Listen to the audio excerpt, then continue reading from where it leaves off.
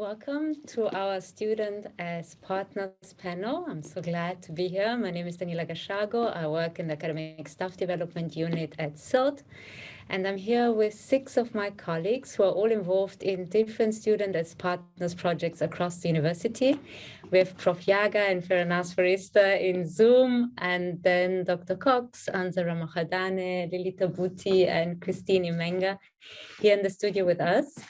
And in the next 45 minutes, we'll introduce the idea of Student as Partners and give you an overview over the 4 projects that we've been involved in over the last few years.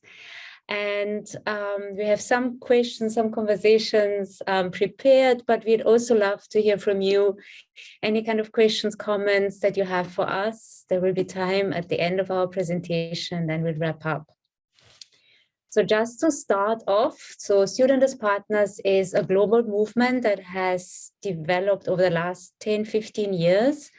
It started in the US. People like Alison Cook-Sauter brought up this idea of involving mostly or predominantly undergraduate students in the planning, facilitation, and also research of curriculum design courses. And people draw from different theoretical backgrounds when they come into a Student as Partners project.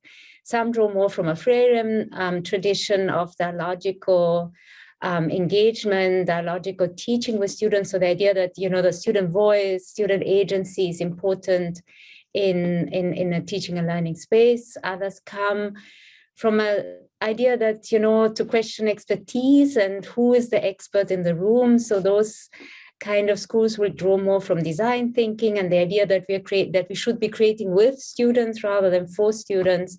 And then finally, the student engagement space, so student engagement movement that, you know, argues that the more engaged students are, the better they succeed in their studies. So people come from different spaces and from different theoretical framings, but what they try and do is to involve students as much as they can. Current students, past students, postgraduate students, undergraduate students, to get the student voice into a space, into having a stake, into owning the teaching and learning space as much as lecturers do. And as I said before, it is very much US-based. It started as a US-based movement. It was not necessarily very concerned with context or power. And that has changed a little bit over the last few years. There's Cook-Sauter and Alison Deby wrote a book on Student as Partners from an equity orientation. And I think it's really time for us, for the Global South, for other contexts to enter that conversation. And I think we can bring a really interesting perspective to the movement of Student as Partners. I'm really excited to have all my colleagues here in the studio today to tell us about their experiences with the Student as Partners project. So I'd like them to introduce their individual projects. Glenda, I think you will start. So Dr. Glenda Cox, who has already been on the panel before this, is a colleague of mine in the Academic Staff Development Unit. Over to you. Do you want me to just do an introduction? Yes, or? Sure. Yeah. So I've been sort of drawn into the Students as Partners conversations and discourse and reading in the last few years. And this has happened because I am involved in an open textbook project at UCT. And what we found is the authors have included students, colleagues, but also students in how they've written and created these open textbooks. And so that has made me kind of try and explore that a little bit further, and I'll outline that a little bit later. But students co-creating knowledge, that was my interest, that's what drawn me in. And Christine and I are now very proudly and happily, on the editorial board for the International Journal of Students as Partners. Very recently, so we're still trying to figure our way through it, but we're very excited because we're from the Global South. And as you say, there are representatives from China on the editorial board, but mostly it's Global North. So it's exciting for us to try and bring a strong Global South voice into that conversation. Thanks, Glenda. Do you want to introduce your project as well? Yes, okay. So what we did in our research was these open textbooks were created, and part of the research was to interview these authors to find out what they were doing in how they were creating these textbooks. And what we found was that the open textbooks were kind of a vehicle to include students in an authoring approach. And so as we were looking at this, we could see that there were a variety of different approaches. So we wanted to create models so that if you're thinking about creating an open textbook, what would your process be to introduce students? Where would you want to introduce them? How much would you want to introduce them? And this kind of framework is also out there. And so what we did was we drew on the work of another expert in this field, Catherine Bovell, who's at the University of Edinburgh. And she provides this fantastic framework and a scale of inclusion. So just briefly, she talks about students being involved in participatory design. So kind of testers or informants, but not that much agency. Then she talks about engagement as the next level, which is kind of more engaging in teaching and learning activities, what we all know as educators. Then she has co-creation. And there's a lot of talk about co-creation. But what she does is she breaks it down quite nicely so that if you're thinking, I want to co-create with students, kind of what would my approach be? And she talks about the whole class or a representative group. She talks about students as consultants and being paid for their work, which is important.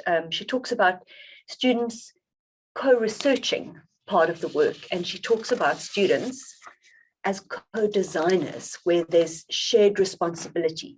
So in this co-design, there's a lot more empowerment and a lot more agency for the work.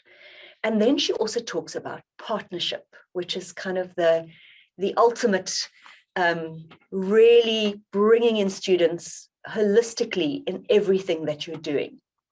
So it's an interesting conversation, and there's a lot of, as Daniela said, there's a lot of theoretical debate around these different categories. But this was very interesting for us because we could actually develop models of how these authors had used students.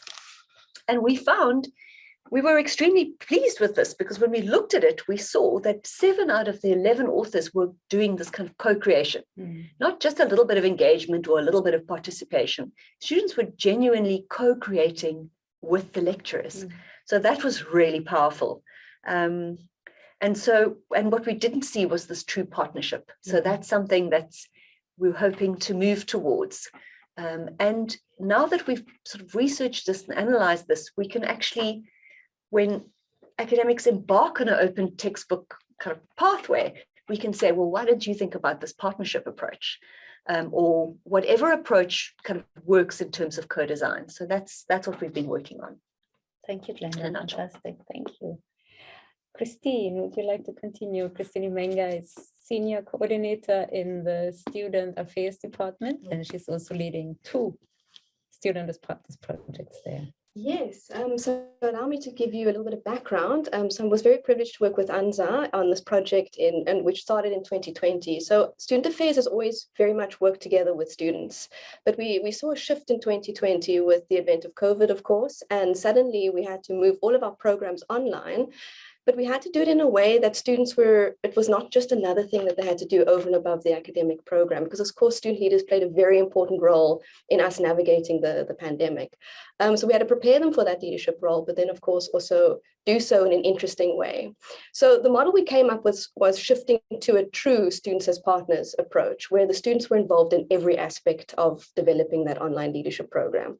So we worked on 2 programs that year and have done so since. The class representative program to ensure that class reps were prepared for their roles, and then of course the faculty council induction program. And in terms of that, I worked with 15 students. So we had the SRC academics coordinator, as well as the chairpersons of the faculty councils and the academic officers. And so we worked together to design the program for the class reps for around 420 students. And then the faculty councils was around 60 students. And we truly, students were partners in the entire approach. So we did a needs analysis at the beginning. What did students need to know? Faculty staff were consulted, fellow student leaders were consulted, predecessors. And I think the science faculty, the SSC that year, went as far as consulting the student body. So that was really great. The students also developed personas to bear in mind as part of our design process. Also, did very thorough contextual descriptions in terms of the aspects that we needed to think about of the lived experiences of students within the pandemic, and so how we needed to incorporate those thoughts into our design process, develop the learning outcomes. Of course, designed the program, the content, the methodology, and then also, really importantly, designed all the materials. So developed presentations, developed the videos, any kind of guidelines, manuals, diagrams, anything to support any resources that they required as part of that process. And then really importantly, as we launched the program and it unfolded, what became very important was creating that engagement and a community of inquiry within the space to ensure that there was that peer facilitation and that peer engagement, and there was a safe space for students to come and share their experiences of the pandemic and they lived the challenges that they were facing at the time. As part of that process, we drew on numerous frameworks and theories. Just to mention a few, our learning design model was ADDIE, very flexible, iterative, and allowed for corrections as we moved through the different phases. Underpinning the entire process was compassionate learning design, really thinking about care, empathy, and compassion as part of the work we were doing. We also incorporated the universal design for learning principles to optimize the learning experience, and of course also design for unseen barriers. And then most importantly, I think, was the community of inquiry framework. So we created the safe spaces for students to engage and for that peer facilitation to occur, and then also drew on some affordance theory. So yeah, in a nutshell, that was our project. Thank you, Christine. That's lovely. Thank you so much.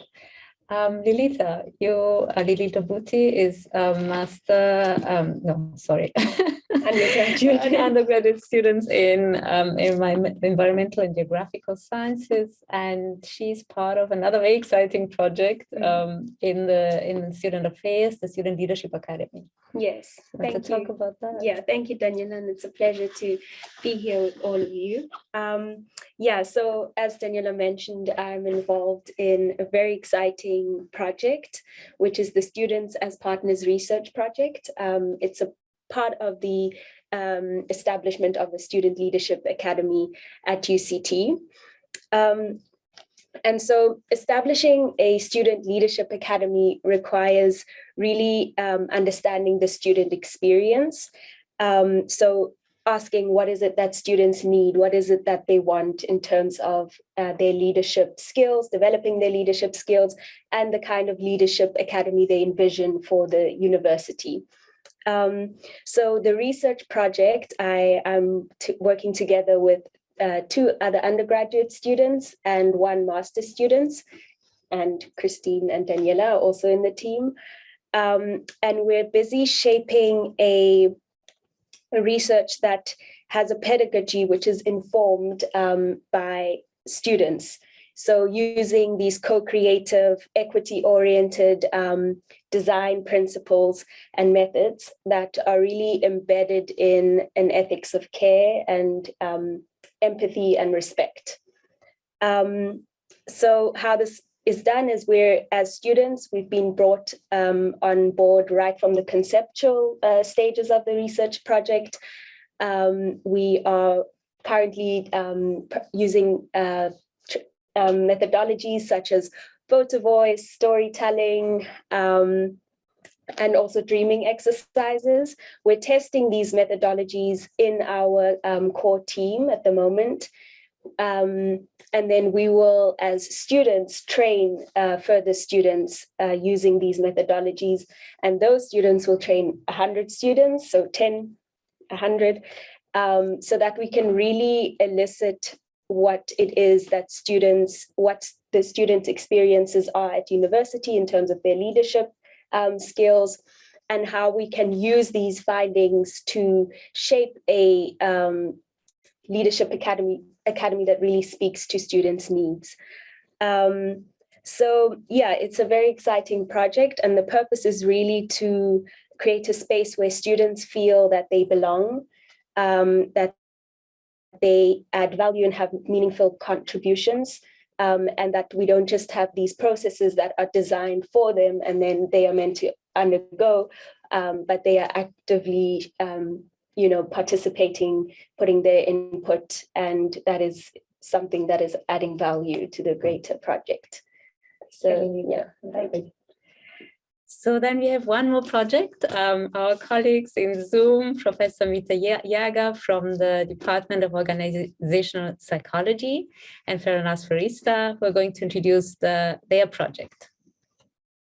Hi, thank you, Daniela. And so this project was enabled through the UCT Social Responsiveness Course Development Grant, and it's a course called People Management. So it's around understanding human behavior in workplaces, and we really wanted to disrupt the northern hegemony in people management practices by bringing in local and plural knowledges through co-creation and through partnership. So this course is taught to all third-year business science students. It's a core course in the degree program, and so we see around 700 students across the year, but we split them into more manageable sizes across 2 semesters. So it was really a lovely course to be able to play with in terms of shifting thinking through local and student voices, and to be able to think through different ways of managing people in different contexts. So the process we use is we invited over 40 non-academic stakeholders, from sort of social entrepreneurs to heads of NGOs and past students, who, and as well as current student reps, who through equity by design processes, we had a number of focus groups and learning design workshops in which we really tried to center different voices and different ways of knowing, to create different ways of being able to manage people in different contexts. And so this took place over probably over 10 weeks. And the student role, so Faranaz, it was a past tutor on this course, and she was also involved in the project management of the course, and together with a number of other students brought in the student voice. The outcome was a more socially responsive course framework that centered the humanness of the student as a leader. So that's what came out, sort of emerged from the learning by design process. And so the framework then had the first module is leading self, the second module is leading teams, and the third module is leading community. So we moved away from a vocabulary like an organization, which didn't have a sense of humanness in it, and felt that the organization represented a community of people, but also recognizing the relationship with communities in our society. And throughout the course, the student voice is centered through reflection. Thanks. Thank you, Mita. Thank you so much. So this was just a quick overview over the 4 projects that we're going to talk about today. And we have some questions prepared for our panel members. First, really about the benefits of involving students as partners, but also the kind of challenges or what we should know when we work with students as partners in these projects. So my first question is to Anza, who is a student. He's a Master's of Geological Sciences student, and he was working with Christine on the student leadership courses during COVID. So if I ask you what the benefits were for you to be included as course designer, course facilitator, what would you say? It was very, very interesting for me because before, for our term, when we get into the council, like it was not a student-made induction. So it was just okay, the previous council would just have a little bit of chat to advise us like that. But with our term, like when we were handing over to the next term, to the next council, like we were given opportunity to actually take those advice that we had and to make a program out of that. And it was I was part of the people who did the presentation. And it was very, very interesting because like, I never thought I would do like more than 20 minutes presentation based on leadership. So just like, and I feel like it was more practical because it was coming from my experience. There's nothing theoretical about it. So it was, I feel like also authentic. And I feel like because I'm a student and I know the language that students use and I know how to engage with them. So I think they will relate more with me rather than just someone who's more experienced. Because like if someone say, oh, okay, this is easy, but okay, you have more experience. But if someone who just came out of that position say like, okay, you can do it this way, then we're like, okay, I understand you because we are same age, same voice, like familiar. So, and also with me, I get to grow as I go, as I continue with my journey, right? Because after that I interacted in like demonstrating, tutoring, and realized that okay, like if us as demonstrators, I remember I was talking with my fellow demonstrators, like if it was us who create this course that we're demonstrating, we create it this way, and because we know we were students and now we're demonstrated, now we realize that, oh, if they taught us this way, probably would have understood it better. And we think students really would understand it better if we create it this way. And yeah, that's the benefits of including students. That shows so well the expertise and how we need to rethink where the expertise lies and what expertise is. I think on the first day of the conference, people also started talking about challenge what we see as expertise usually in the room and recognize other forms of knowledges and expertise and think about how to bring that in. Thank you so much. Kenna, do you want to talk about some of the benefits that that emerged from your project? I'm actually going to read a few quotes from the interviews that we did. So, and just author 1, author 2, and so on. But author 1 used second and third year students in co-creation. And feedback overall positive, fairly free form, hands-off approach was the approach that they used. And the kind of message that they say to students is, you have a positive impact to play with in the department. I think that in and of itself is a very powerful thing.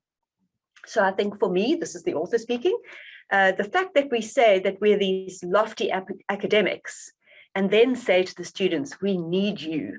You have a real role to play here to improve things, something that we are unable to do ourselves. So that was their kind of feedback on the benefits. Another author says, satisfying because the students responded so well to the idea.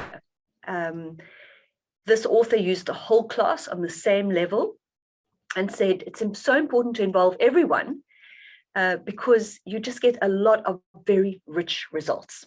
Another author said it's fantastic. So it's a very positive response. So I don't have to do the challenges, I'm doing the benefits.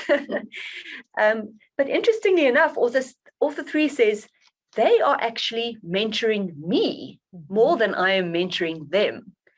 They are so inspiring to me because they are on a completely different frequency, the author said, and says we need to basically have the interaction that is ongoing and dynamic to be able to adjust the content creation and information at a good pace. So the students were quick and really got to things. Will you do it again? So also just as part of the benefits, first author said, I would love to have more time and try and do this again, but obviously that was a barrier. and also the sort of realistic, sometimes it's easier to do some aspects yourself and not necessarily hand over. Author 2, absolutely amazing. It's probably the best thing that's happened to me in my life at UCT. I wouldn't do it differently. And so for me, the thing that comes out of this is don't do things on your own. Just don't try and do things alone. The best thing to do is do them with other people. So it's been for me an absolutely amazing, amazing experience. And then author 3, I really like this comment. It's not something that goes quickly, and it's not something that should ever stop. Transformation is not like a finish line, it's a continued thing. So all very interesting, positive responses and growth happening for students, for collaborators, for authors. Interesting. Thanks, Glenda. And as we know, it's not always only rosy and benefits, but it's not easy. It's also, it comes with challenges when you co-create across difference, with power differentials in the room, with different ways of listening to people, who has a voice, who doesn't have a voice. So Ferenaz Farista, who is a master student in organizational psychology, and as Amita said, was very involved in the people management redesign. Do you want to talk a little bit about the kind of challenges that you encountered, or some of the advice you would give to others who engage on this journey? Yes, thank you so much, Daniela. So there's 3 key considerations and challenges I'm just going to work on outlining. So firstly, I think this is a natural one, is making sure that there is equitable representation in the room. So when we engage with students, ensuring there's a diverse range of students who have different kinds of lived experiences, so different races, ages, gender, social class. And for us specifically with the people management course, it was very important that we had people that could reflect the local contextualities and sensitivities of the South African context. So for us, throughout the learning design process, we really made sure that we centered the end user of the course, and the end user was a diverse range of students. So we really needed diversity from the start. Also been very cognizant of power dynamics which come up in the room. That's very important for us. So, obviously when we engage with students during the focus groups and the different co-creation processes, we noticed that the student voice was not always the most dominant voice or the most vocal voice. And for us, it was a little bit challenging initially to ensure that students felt comfortable in a room of academics and a room of people with industry professionals that sort of had years of experience, making sure that they felt like they had the place to engage openly and to share their opinions. So essentially we had to sort of flip the model slightly. And sorry, can everyone hear me okay? Yeah, we can hear you well, thanks, yes. Okay, all right, sorry, I just saw a message that said you can't, okay. Okay, perfect. So essentially for us, we really had to ensure that we flipped the traditional model and made sure that students felt like they were our partners and that they were our advisors and that they had the expert opinion in the room. And I think in this way, we also managed to amplify voices of students who weren't always heard or who maybe felt like their opinion wasn't of as much priority, maybe compared to academics or industry professionals. And then final consideration and sort of challenge for us was sort of specific influential factors in the course, and that was around work experience. So when we engage with past people management students, they noted that when they first did the course, they didn't really know, how does people management kind of shape me as a working professional? How does it prepare me when I'm actually working and a people manager? However, once I actually got into these roles, it became very clear how the course is relevant. So for us, it was essentially striking a balance and ensuring that we engage with current students who could offer that constructive insight, but also past students who had that fresh working experience and could kind of link people management to their own roles in different companies. So yeah, it was essentially a balance for us. Thank you thank you so much, Farnaz. I think that's so important to think about, not just to bringing in students into the room, but also to create the space that allows for an equitable engagement, and to think about what to do when we can see that it's not equitable. Because I mean, the power differentials are going to show up in the room. So what do you do when you see that there's an imbalance? Thank you so much for that. Lilita, do you want to continue? Yeah, I think yeah, a lot of what Farnaz just said resonates quite deeply, especially, you know, considering the kind of context that we're in at the university. You know, there's a lot of power imbalances, a lot of inequalities, intersectional identities that students have. And in certain spaces, this can be really kind of entrenched to the point where students, you know, don't feel comfortable in certain spaces. But I think it's so important to consider these equitable design processes, and especially, which is something we're thinking about in our Students as Partners project, the positionality of designers, which, yeah, you need to be quite aware of power imbalances, when to cede power,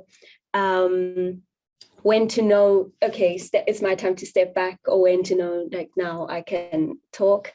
So I think just an example that has been that has shown how it's possible for students and kind of staff to work on similar levels is our engagement in the Students as Partners project.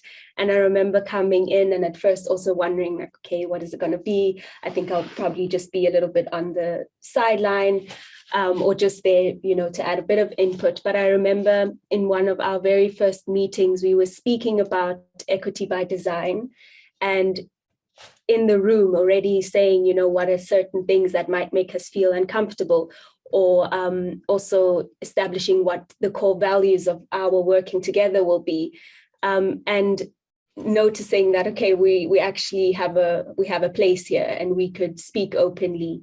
I think was very important, because an ongoing kind of dynamic between staff and students and lecturers tends to be quite a unequal one. And so it's through projects like these, Students as Partners, where you can kind of bring people to the same level again. Because when we strip away like our academic titles or those things, we are people who have, you know, diverse experiences, and all have our own value to add.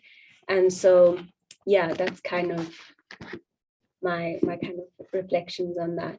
Thank you, Lilita. And it's interesting because looking at the questions in the question and answer forums, they're both basically asking us, what do we do? How do we defeat power dynamics between students and educators? And the other question by Sukena is, you know, how can we really disrupt power relationship in the Students as Partners project? So really, really important questions.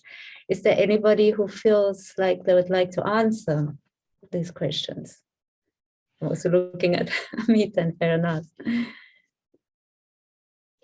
Well, I mean, I think just, you know, at the top of my head, I think one of the key factors, and this is something Anza was alluding to earlier on, is, you know, what is expertise? And so if we view our students as partners as being the experts in the room in terms of the student lived experience, you know, then they're actually teaching us, and they're actually showing us the way most often. So I think it really comes down to ensuring that, you know, the students we are working with understand how important they are to our project, and that they are coming with expertise and very important knowledge that we need in order to achieve success in our projects. So you are very important. Yeah. I also think that in each and every field where you're doing something for students, you need students. Like in almost everywhere where you're doing things for students, you need students. Even during the election commission, I was part of the election commission, and we as students were bringing ideas of how to engage with students, how to make students participate in elections and stuff like that. So it's these kind of engagement where your voice as a student is heard and is used in the decision making. and it's always bring out good results. Like she said, like it's always great results that comes out. Thank you, Anza. Yeah, I think for us, I mean, some of us have already alluded to this equity by design principles, and one of the principles is make them visible. So maybe it's less about disrupting power than, first of all, making power visible. So being upfront about these kind of principles to say we are trying. So first of all, it is very much self-work. So it always starts with understanding who you are, what your positionality is, and how that impacts on the room. And then also to say, intentionally ceding power. So we kind of, when we enter this room, we agree to cede power, those who are usually powerful, but then also to think about what are some of the structures that we can put in place that if we see that power, that's, you know, the usual people talk too much, what do we do? What are some of the ways, and equity design, again, they talk about the pause. So sometimes it's enough to just say, you know, let's pause here. We don't know exactly what's going on, but something is not going on. You know, something is going wrong here. So let's just step back and take a pause, and even in smaller groups, start thinking about what it is that's going wrong at the moment, and what could we do to redress that. And it's a long process. It's something that you have to establish trust. It's not something that you can jump in and jump out. And it's about relationship building, really, and about building the kind of trust where you can talk about things that are uncomfortable and address the elephants in the room that we usually don't address. So as facilitator of such processes, I find it very useful to come up front with these kinds of principles and discuss and unpack what could that mean in our room. And what would we do if we find that these things come up? Amita, Fernaz, is there anything you would like to add? No, I was going to say around the first point around one's own positionality. I think if everyone, you know, in the space recognizes that you come with a particular way of having been socialized from a particular lived experience, and so you can't be the expert for everybody on that particular topic. So I think recognizing, doing that internal work about what you know is from your positionality, and acknowledging that others with different lived experiences are the experts. And then, yeah, in terms of, I think the building trust, especially from the field of organizational psychology, recently I've been noticing it popping up everywhere in all forms of research work that me and my students have been doing. And I think not to underestimate trust and trust building in that process. And I think, yeah, I think to intentionally think through that before embarking on the project too. Thanks. Thank you, Amita. Fernaz, anything from your side? One thing I would just add is I remember one of our learning design processes was around creating personas of students that might use the course. And I think that was a really nice way of breaking down the power dynamics, because who knows students that use the course best than actual students themselves. I think that was a nice tool to make students feel more comfortable.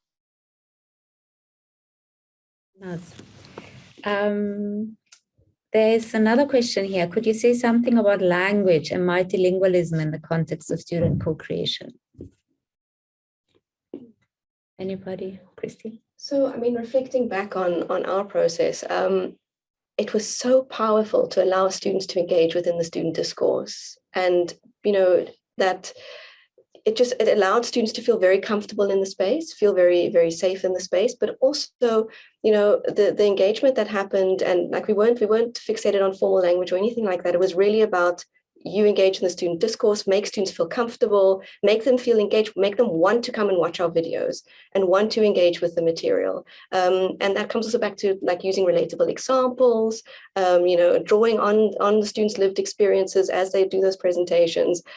So we really found that allowing students to work within those discourses, their own discourses, was invaluable. Actually, the impact was huge.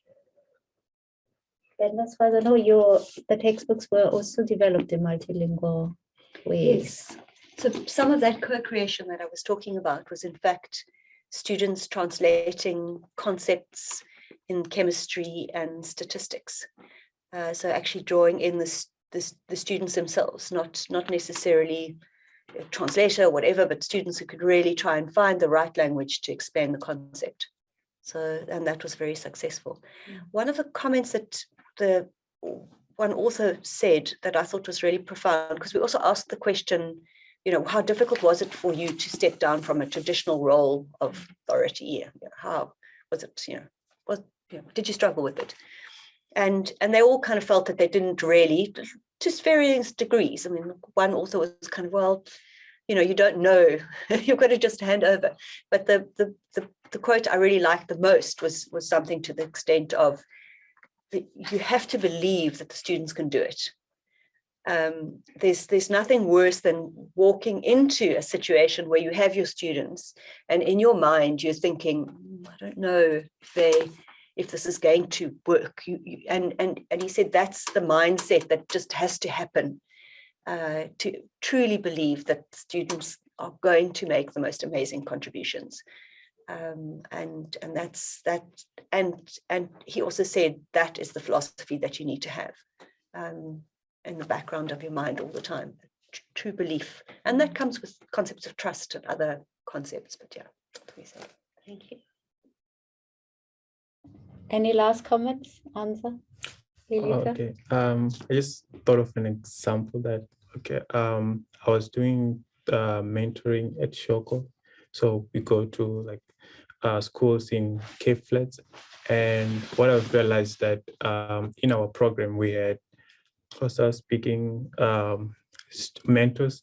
So it was helpful when like the students wanted to express themselves in their own language, and that's where they feel comfortable. That's where they become energetic. Then we realized that, okay, we should allow them to speak in their own language, and there was more engagement. So I think language, like, it's really important to include almost like as many languages as you can, so that they can translate and everything can be fine, like with language, because I think English can be a barrier with most people. Yeah.